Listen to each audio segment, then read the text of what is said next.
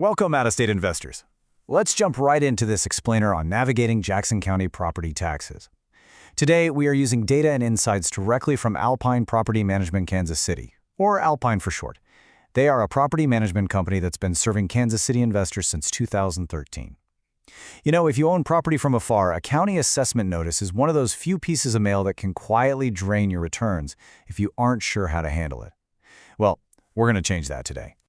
Let's look at today's agenda. We'll be covering the Jackson County Assessment Trap, Missouri Property Tax Math, the 2026 appeal deadlines, evidence that wins appeals, and finally, the ROI of appealing. Just a quick heads up before we really get going. This explainer is strictly for educational purposes, based on Missouri statutes. It is not legal or tax advice. Every property is unique. And while we're focusing entirely on Jackson County, Missouri today, keep in mind that things can look very different if your property happens to sit right across the state line in Kansas. Okay, Section 1, the Jackson County Assessment Trap. Don't ignore the notice. We're going to start by addressing a really costly mistake that so many remote owners make the second they pull that county assessment notice out of their mailbox. The trap is assuming the county's opinion of your property value is final, and doing that can quietly cost you hundreds of dollars over a 2-year cycle. Here's how it usually goes. The notice arrives, the assessed value looks, kind of high, and the out-of-state owner just assumes that number is permanently set in stone by the county. But it is absolutely not.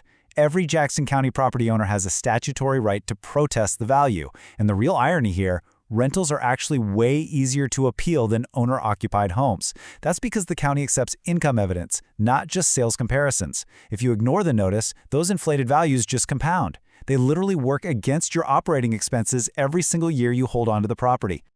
Moving on to Section 2, Missouri Property Tax Math. Know the rules.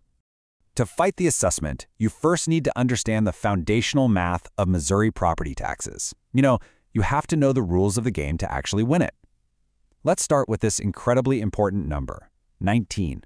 In Missouri, residential real property is taxed on exactly 19% of its market value.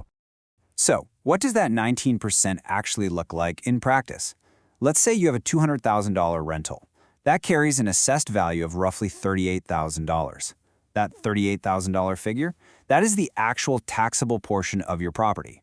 That specific number is then multiplied by your local taxing district levies, which covers things like schools, city services, county taxes, and the library. Now, timing is everything here. Missouri reassesses real property in odd-numbered years, so 2023 and 2025 were the big reassessment cycles. Since 2026 is an even year, most of those values are simply going to carry over from 2025. But here is the real insider secret. Even though 2026 is an off-cycle year, you absolutely still maintain the statutory right to appeal. This is especially true if you just recently acquired the property or if you feel like the 2025 value completely overshot reality. And hey, if you completed a renovation that changed the county record, appealing in 2026 is a total must. Let's jump to Section 3, the 2026 appeal deadlines. Mark your calendar.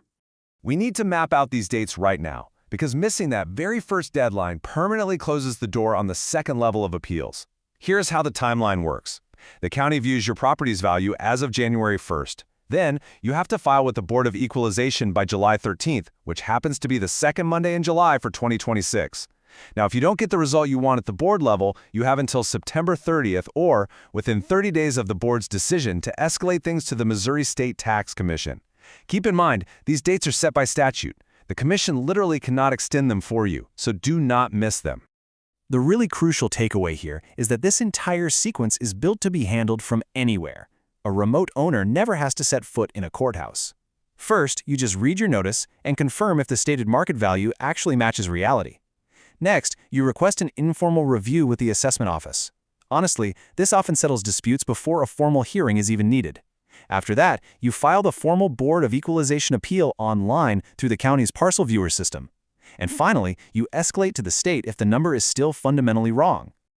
All right, Section 4, Evidence that wins appeals. Support your number.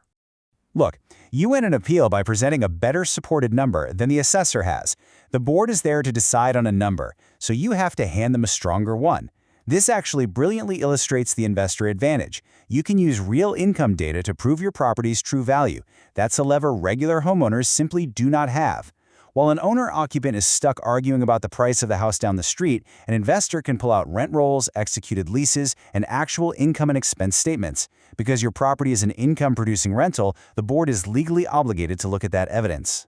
Alpine actually builds these files quickly for their clients by combining comparable sales with actual income statements and condition photos. First, they gather true comparable sales near that specific parcel.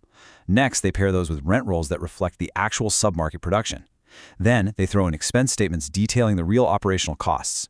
Finally, they include dated photos documenting deferred maintenance. We're talking about things like a failing roof or foundation issues that the county's computer model just completely missed. This powerful combination lets them argue both the sales approach and the income approach in the exact same filing. It's super effective. Moving into Section 5, the ROI of appealing. Is it worth it? Let's look at the final piece of our playbook and see exactly how the math justifies the effort of protesting. Basically, is the juice actually worth the squeeze? Check out this data. It's based on a 1.35% effective rate, and it shows exactly how a successful board reduction puts cash right back into your operational budget over a 2-year cycle. Let's say you win a $15,000 market value reduction. You're saving about $200 annually, which comes out to roughly $400 over the cycle. But if you get a $50,000 reduction, you're saving almost $1,400 over 2 years. When you compare a one-time vacancy cost to recurring tax savings, you really start to see why treating an appeal like an annuity is just so powerful.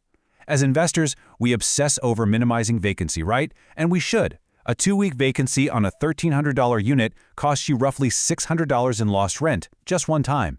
But an assessment reduction of $30,000? That saves you about $400 every single year you hold that property.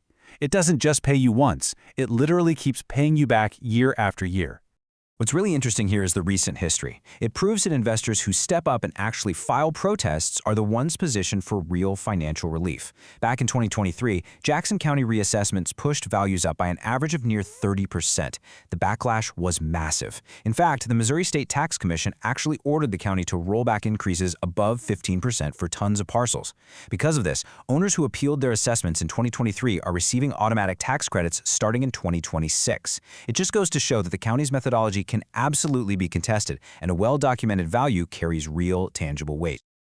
Now, to be fair, you should probably skip the appeal if the county's number is accurate, if it is below market value, or if professional appraisal costs would just outweigh the potential tax savings. Believe it or not, sometimes the county actually gets it right. They might even lowball the value on a well-maintained home in an appreciating area. If your comps land within a few percent of the county's valuation, the board is rarely going to move the number. Plus, if you do end up escalating to the state tax commission, paying $400 to $600 for a certified appraisal could easily erase a year or 2 of your tax savings, so you always have to weigh those costs carefully. Bottom line, do not just accept an inflated number that damages your cash flow year after year. Take a close look at your next notice and ask yourself, does your current Jackson County assessment reflect the true mathematical reality of your rental property? For help managing your Kansas City rental property, call Alpine at 816-343-4520 or visit alpinekansascity.com.